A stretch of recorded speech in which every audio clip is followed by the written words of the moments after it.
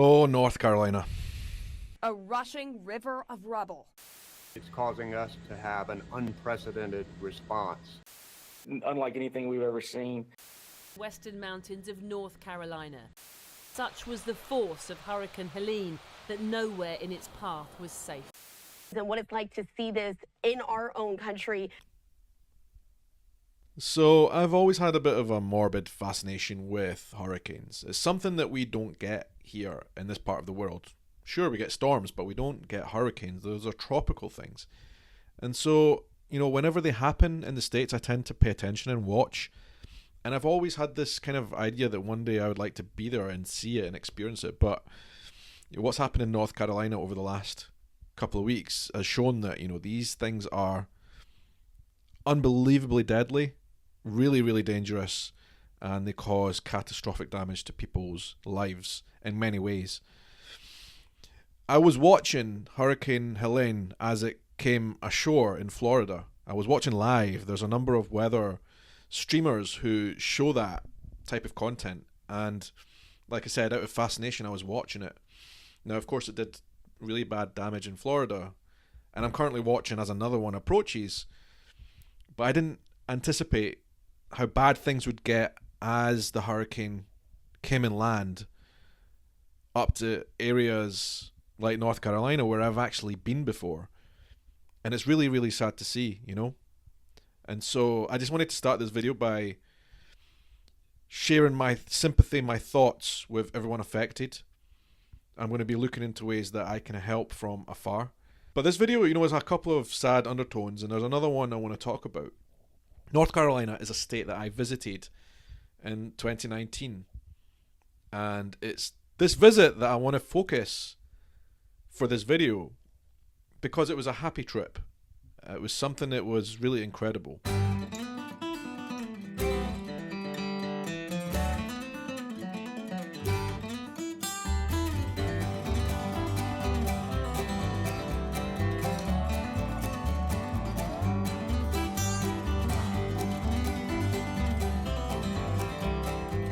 I am in a new Scotland, you could say. Fraser's Ridge. I'm here at Fraser's Ridge, North Carolina. One of my viewers, long-time viewers, Diane Croitor, she reached out to me and said, listen, Sean, there is an event happening in North Carolina in the Blue Ridge Mountains, and it's all about Outlander. And at the time, we were deep in Outlander fever. We were talking all about the show. And in the show, the Scottish Highlanders in Outlander had just went over to North Carolina to make a new life for themselves in Fraser's Ridge, which is exactly what happened in real life back in those days.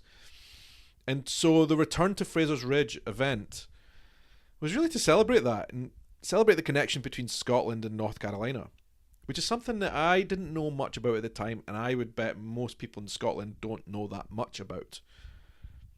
So Dan invited me and my wife Tekka to come over to North Carolina for this event. It was a first for me. I'd never been to North Carolina. And so we flew out.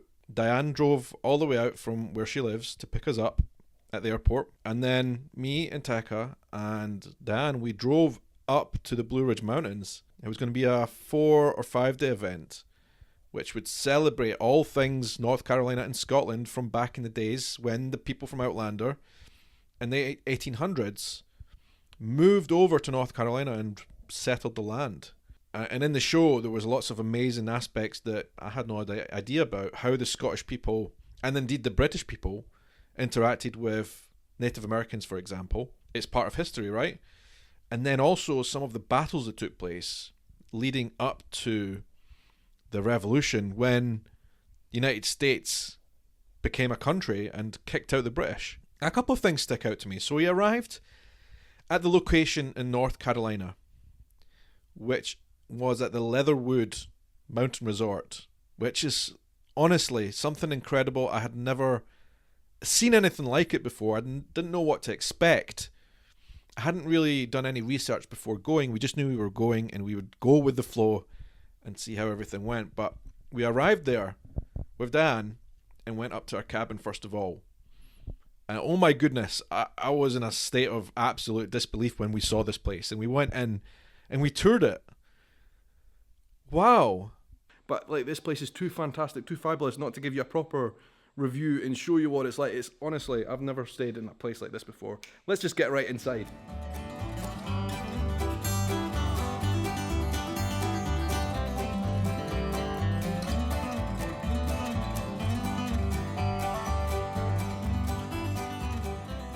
Me and Tekka are actually staying downstairs, but I wanted to show you, before everybody arrives, the upstairs bedrooms, because they're pretty special, especially one over there with the amazing balcony.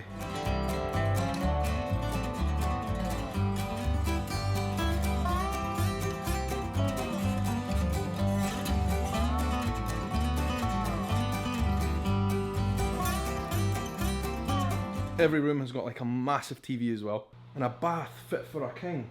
These rooms have closets, and then the closets have a closet.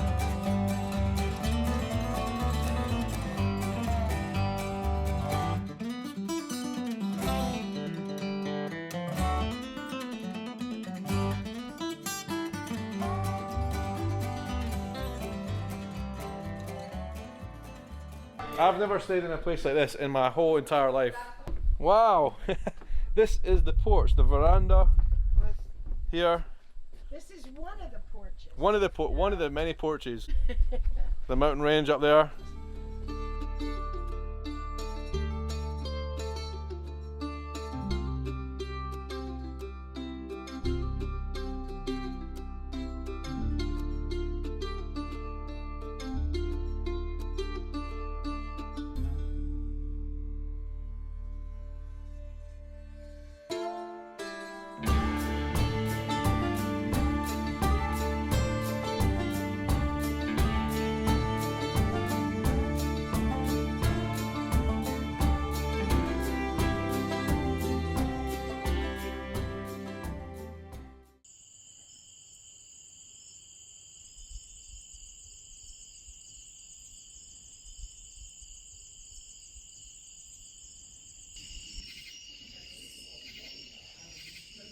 I am sat on the porch, guys. I am in love with porches here in the United States of America. I told you that about my trip to Louisiana, New Orleans. The porch was incredible there, but this porch here is next. This is insane. I hope you've enjoyed this tour of this house, because it's something very unique. I have certainly never ever stayed in a place like this before. I might never again in my life stay in a place this incredible. I'm out here on the porch, right? And there's this most amazing sound coming from all around me right now, like I've never heard in my life before, because we just don't have the type of crazy wild animals that you guys have here in North Carolina. Apparently, just over the fence, over the banister here, if I was to go over there on my own, I might encounter bears. Now, I guess it's relevant for the fact that this hurricane has just happened and, you know, started the video talking about that terrible tragedy, because the Leatherwood Mountain Resort is not that far from where a lot of the things have been happening with this hurricane. Now, I know it's on the other side of the mountain range, right? Where we were was on the eastern side of the mountain range, where most of the damage has happened recently was on the western slopes of the Blue Ridge Mountains, Asheville. So very close, but not exactly there. But nonetheless, I was in the region.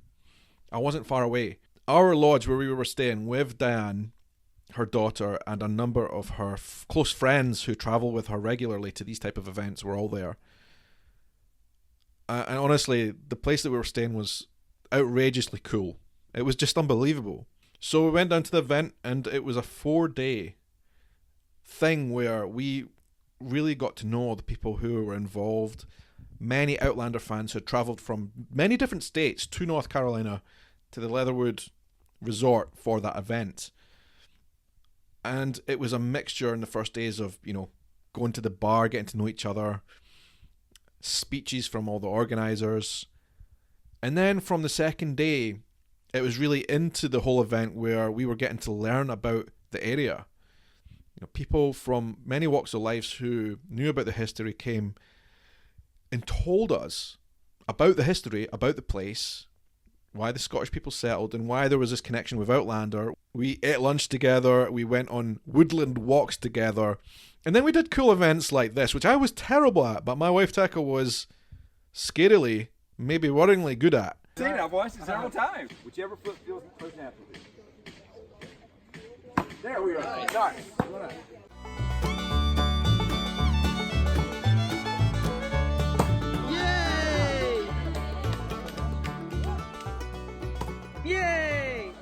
We also had presentations from local Native American people who came to show us their culture, to talk a little bit more about the history of them, their families, and their interaction with settlers who came in from different parts of the world, like Scotland.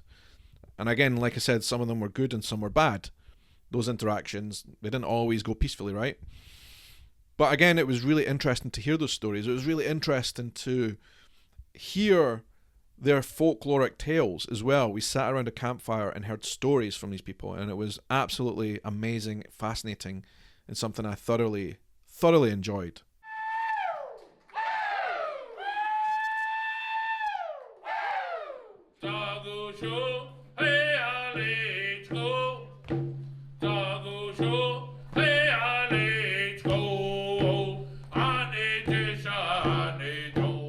On the last day, there was a presentation, and yeah, it was really cool. I was unexpectedly asked to go up and give a speech, which I was super nervous about.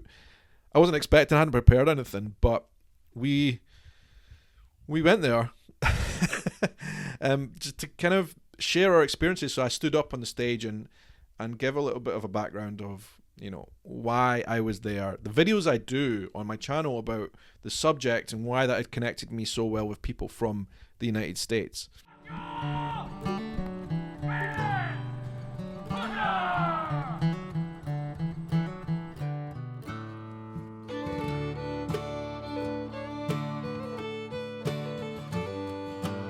We got homemade beef stew for lunch, and it is honestly one of the best ones I've ever had in a long time. It's amazing.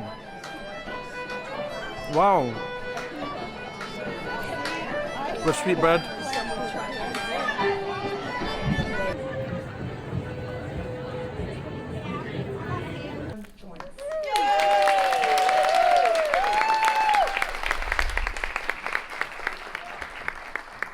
Thank you so much, everyone, for having me here. It's such an honour and pleasure to be here with you all and learn more about the culture, have some good food, listen to good music, have some beer. So, yeah, thank you so much for having me.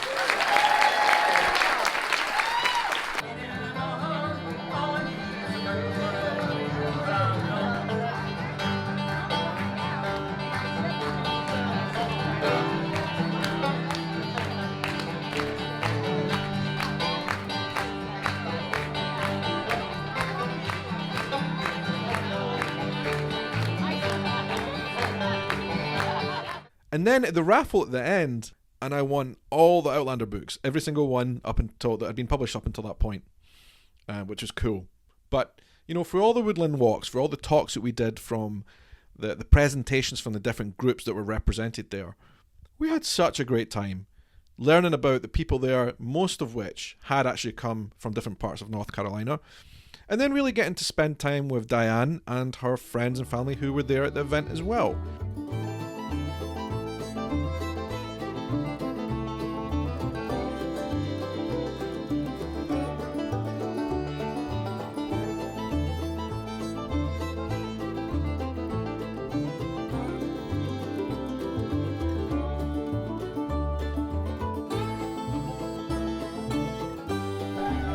Virginia. Just dressed so amazing. There's a lot of people dressed great now, but you guys are looking great.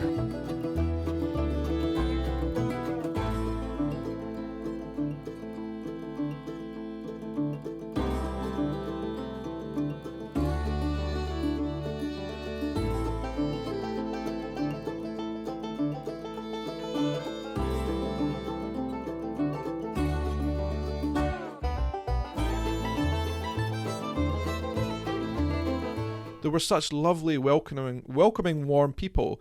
And Diane, for me, was a perfect representation of the type of people that I've come across from the United States of America who watch me on my channel and who interact with me.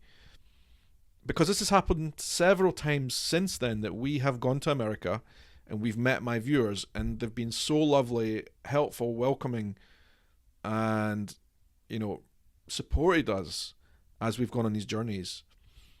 She was, you know, a real shining light for us, and one of the first people from my viewership from the States who had really met and interacted with. The event, unfortunately, was over all too soon. We went to Charlotte, North Carolina for our last couple of days, which is another experience that we really enjoyed as well. We'd never been to Charlotte before. You know, we did a couple of things, like when Dan, before she dropped us off, she took us to Chick-fil-A for our first time, our first ever Chick-fil-A, which was fascinating. In Charlotte itself, we walked around and visited all the kind of main sites in this town centre. Unfortunately, I lost that footage. I don't know if any of you guys or some of the OGs who have been watching this channel ever since then, but I did actually lose the footage, and I talked about that. Alright, Charlotte, we're in the city. There's a lot of people around tonight because of the football, but we're going for a few beers. I invited anyone who wants to come, so I'm looking forward to meeting some people.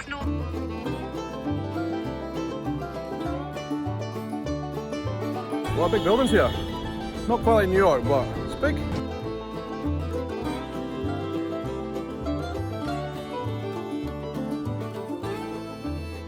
We went to an all-night diner as well, which was great for our first time. You remember we had those biscuits in the airport last time? Check these biscuits out. Covered in stuff. I don't even know where to start with this. A diner in Charlotte.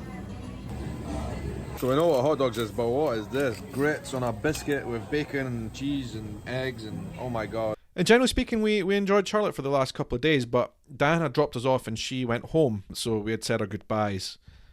And this brings me to the second sad point I want to mention in this video, because it is with great sadness that I've learned over the last month that sadly Diane has passed away. And that really hit me hard when I learned about that, because, like I said, Diane was the first person who supported me from the United States that I had actually met in person. And she was lovely. She was such a great, sweet person, and a great shining light, and a great ambassador for the United States of the type of people, the warm people that I've met. And so I wanted to dedicate this video to her, because she introduced me to a lot of different things in the States for the first time, invited us out there to the event, and we just had an amazing time, and I'll always hold on and cherish that memory. So this is to Diane and to all her friends and family who knew her. I'm sending all my love and thoughts.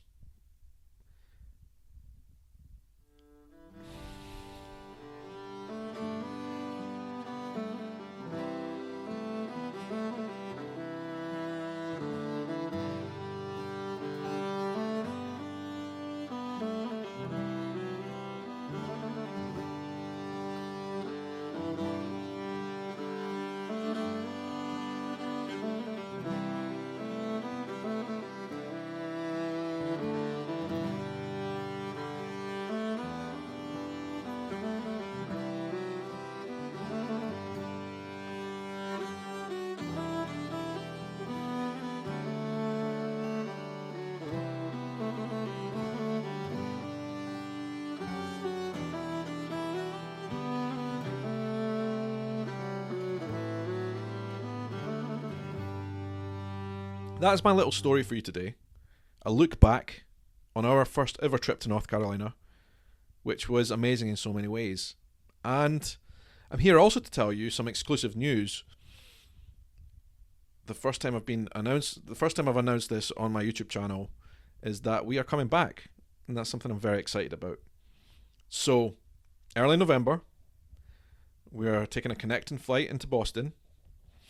And then we're going on an epic road trip of the type that we have been wanting to do for many years. Now, I'll give you more details about that in the next video, which is coming very soon on this channel. But for now, what I can say is, our next road trip is, how can I give you a really big hint? It's a desert road trip. That's something we've been wanting to do for years. So let me leave you with that. It's a desert road trip in the United States. We're very excited about it. And again, hopefully I'm going to be able to meet as many of you guys as possible, like I have done on previous expeditions and adventures in the United States. We've had such a good time since then and meeting lots of people. So again, thank you to everyone. And I'd like to raise a glass, metaphorically, to Diane and her family. Thank you everyone for watching. Stay tuned, there is more coming. and another US road trip coming up.